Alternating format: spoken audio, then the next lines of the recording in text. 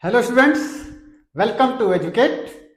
In this video, we will discuss about bonding in metal carbonyls. All other portions of this chapter has been completed. Only this portion left, bonding in metal carbonyls, and it has high importance for the IIT main examination. Mostly this topic is highly important for the IIT main and for the NEET examination as well as for 12th board examination and the CUET examination. It is also highly relevant. So let's see here, bonding in metal carbonyls. Carbonyls means carbon monoxide. You already know carbon monoxide here. When that act as ligands, we tell them carbonyl. So firstly, let's see bonding about carbon monoxide. How to write? By the molecular orbital theory. In the molecular orbital theory, what's the electronic configuration of carbon monoxide? Firstly, let's see. So carbon monoxide here, total number of electron how much?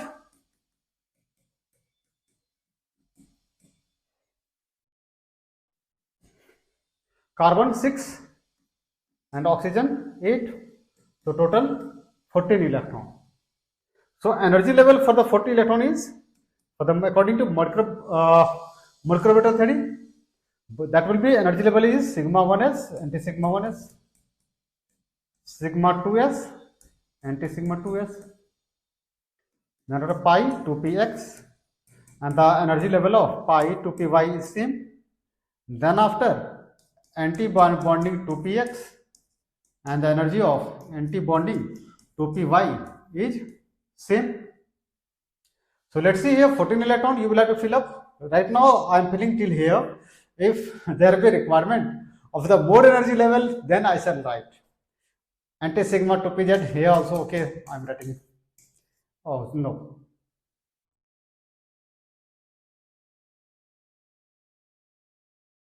Leave that. So let's see here. Then after sigma 2pz, there will be sigma 2pz. Leave that. So 2 electron here, 2 electron 4 to 6, 6 and 2, 8, 8 and 2, 10 to 12, and then after here pi 2px, anti-pi 2px and anti-pi 2py are degenerate orbital. Degenerate orbital. So 1 electron here in anti-pi 2px and 1 electron in anti-pi 2py. That is here. That is the molecular orbital electronic configuration of the molecule carbon monoxide, which is called carbonyl, when that will act as ligand. So what happened here in the bonding?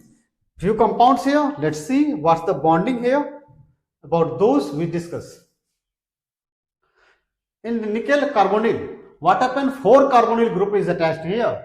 So basically shape will be tetrahedral.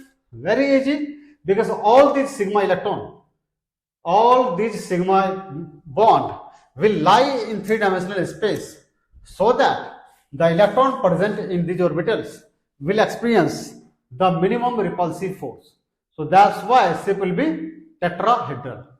Now here, this one here, trigonal bipyramidal FeCO whole 5. What's actually here? This carbon monoxide and this carbon monoxide, they will lie on a single plane. This carbon monoxide, this carbon monoxide and this carbon monoxide. These 3 carbon monoxide will lie on a single plane, and above to that will be 1 carbon monoxide, and below to that one will be 1 carbon monoxide. As for example, here will be the iron atom, here one molecule of carbon monoxide, here 1 molecule, and here 1 molecule. So when you will join the center of this carbon monoxide, this carbon monoxide and this carbon monoxide, there will be formation of a triangle, and 1 carbon monoxide is above and 1 carbon monoxide is below.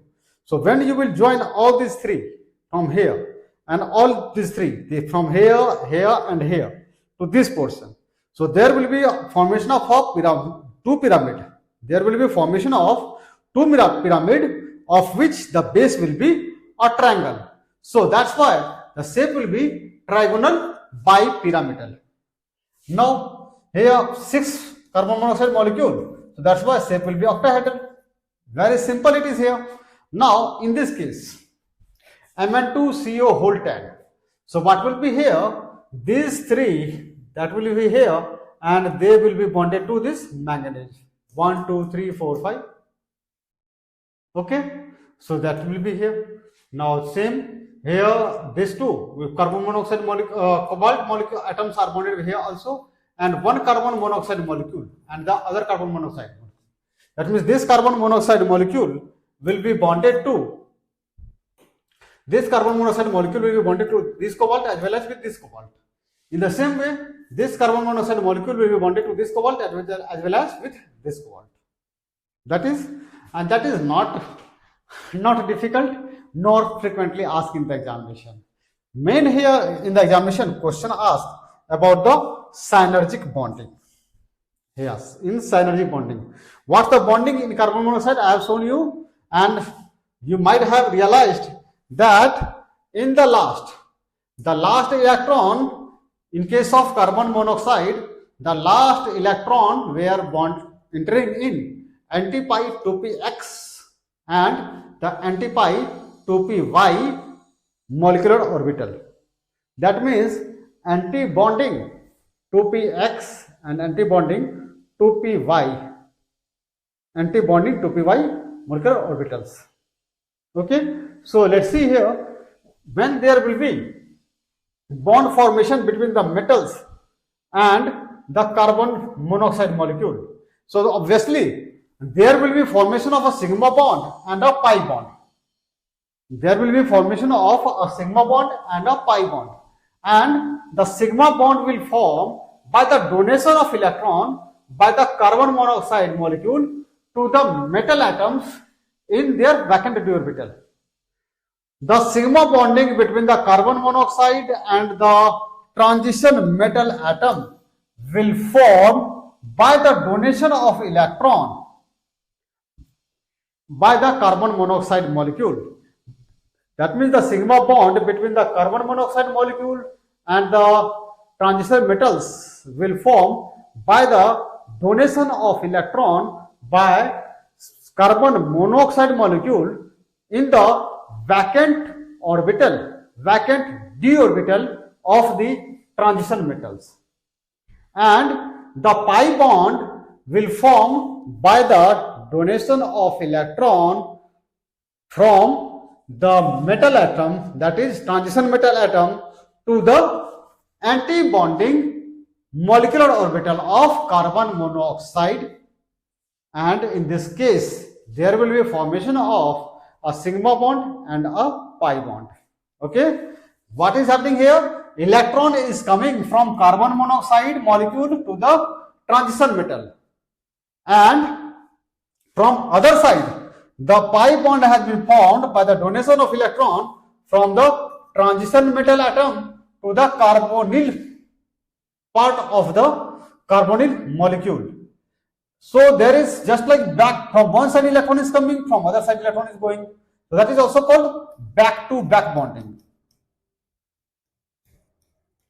Back to back bonding, and this bonding is also called synergic bonding.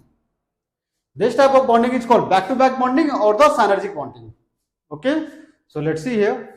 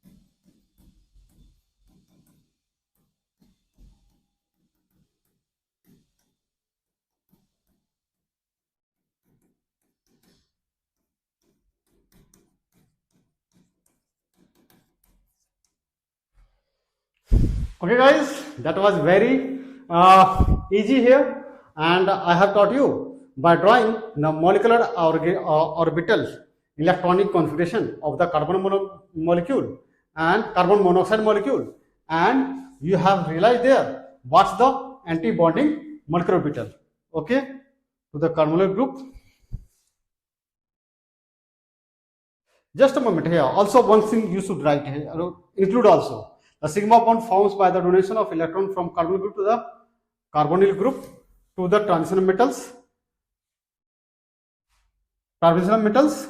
How is that transition metals forms? About that also write.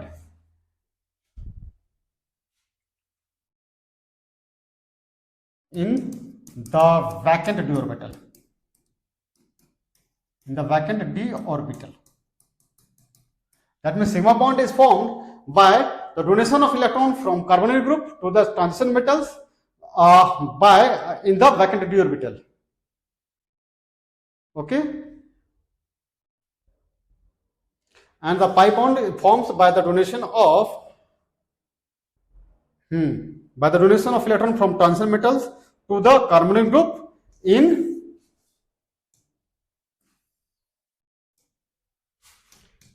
anti-bonding, that means pi orbital. Okay, this one. And this type of bonding is also called, this type of bonding is also called synergic bonding or the back-to-back bonding. Okay, then if you will include this one here, in which orbital that is electron is donating by the carbonyl group. So carbonyl group donate their electron in the d orbital of transition metals, and the transition metals donate their electron in the anti-bonding pi orbital of carbonyl groups. Then you will get 2 marks, 2 out of 2. Then after you will get, okay, that is synergic bonding. So between the transition metals and the carbonyl group, there will be synergic bonding. Here some important application of cartesian compounds. This one here. So cartesian compound act as a reagent in the laboratory also, as for example ADTA, DMG, this one. About this one here, second point. This point you will study in the detail in the first semester of BTech. About that you will study, and there will be here the D block, the transition, the coordination compounds played a major role to remove the hardness of water. In detail about that you will study in the first semester of BTech. Some here, then after is extraction and so on. So that is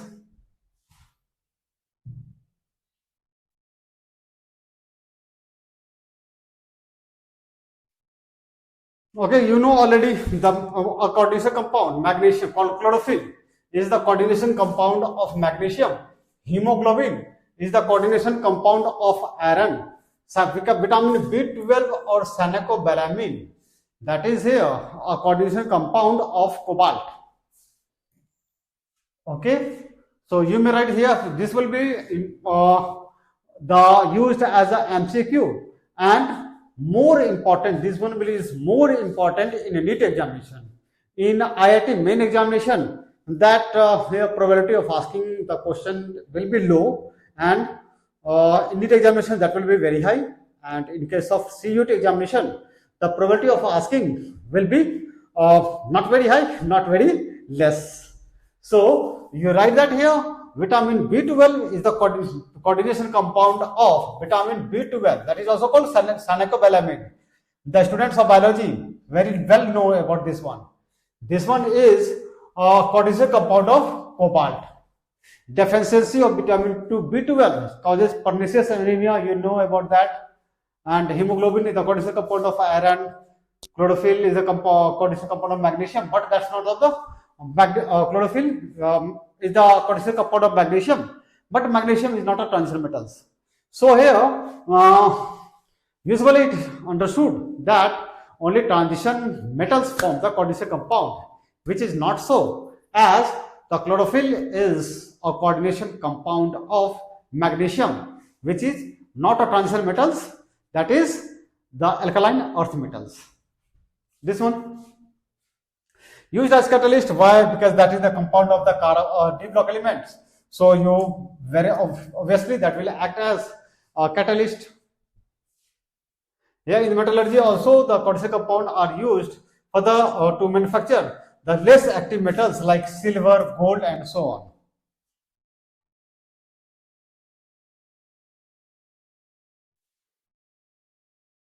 Okay, Chile therapy medicine here, that is the chemistry here, medical chemistry. So this one, and this chapter has been completed. Let's see about the questions also of the exercise.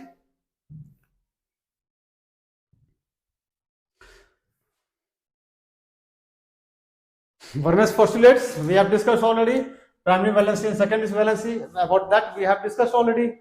About the Moore salt and the CuSO4 solution, about that we have also discussed. This one you explain by yourself, what is ligands, coordinationality, and so on. I have discussed. Here also we have discussed, you should write by yourself. Oxidation number, how to calculate? Very easy. Number of places we have calculated the oxidation number. IUPAC nomenclature, number of compounds we have discussed. Okay, how to write the formula? So that's one question I am doing here. Of the which one I should solve? One question, only one question I shall solve. Let's see here about this one. Tetrahydroxydozincate. That means here zincate here. So that means here that is anion. So one is here square bracket, zinc is the transition metals, this one, and tetrahydroxy. So OH minus here. O tetra means 4. So how much oxidation here? Zinc plus 2 oxidation state. So there should be plus 2. So suppose the zinc oxidation number is plus 2. So plus 2 and here minus 4 because OH has minus that much charge. So there will be minus 2 charge. Minus 2 charge is left. So minus 2. 2 minus this one. One more question here. Like this I am doing. Hexaamine cobalt 3 sulfate. Hexaamine cobalt here. So that means this one coordination sphere is the cation. So here in the square bracket there will be cobalt, and hexaamine means 6 ammonia will be there. A square closed and sulfate here. Now let's see, oxidation number of cobalt here is 3.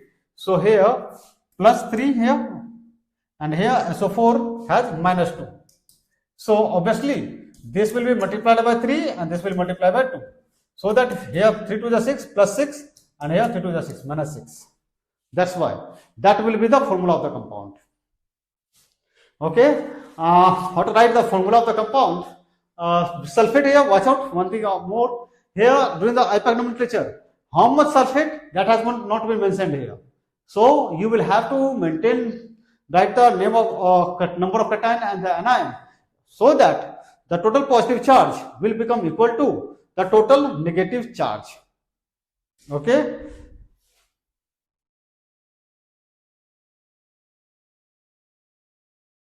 Various types of isomerism, about that we have already discussed in detail.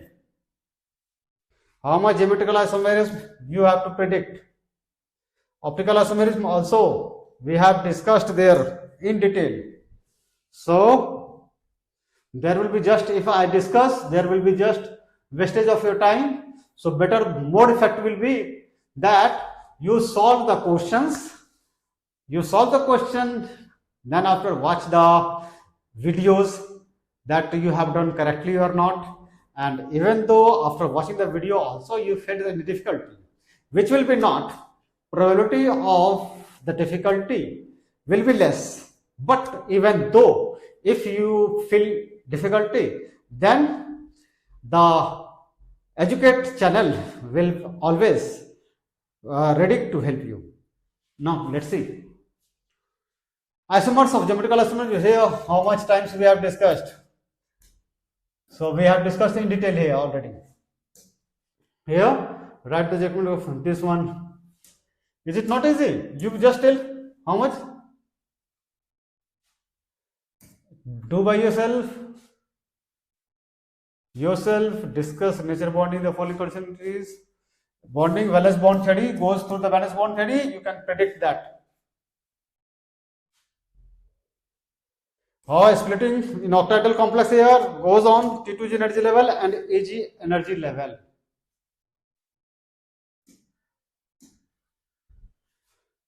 Crystal field theory we have discussed already. Spectrochemical series. What is a spectrochemical series? The ligands has been arranged according to their field strength, and that is called a spectrochemical series.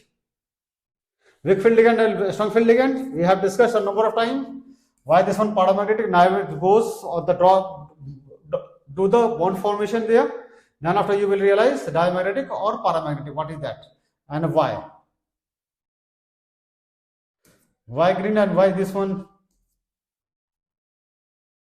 Why different color? You watch out here.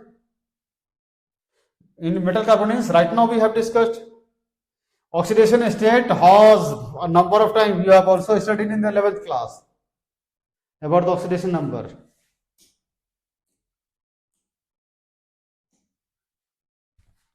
IPAC name, stereochemistry, magnetic moment.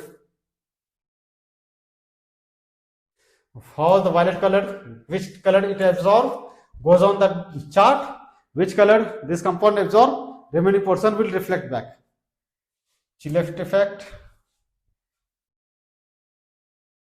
What is the role on biological system? You know the importance of magnesium, that of iron.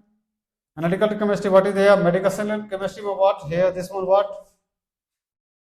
Here, how much ions forms here? So goes on the bonding here like this one. Here, two ion here, one there. So 3 ions will produce there. So third will be the question answer.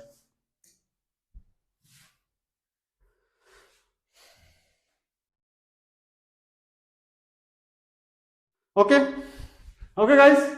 So that's all about the coordination compound, and the first book of the 12th board examination has been completed.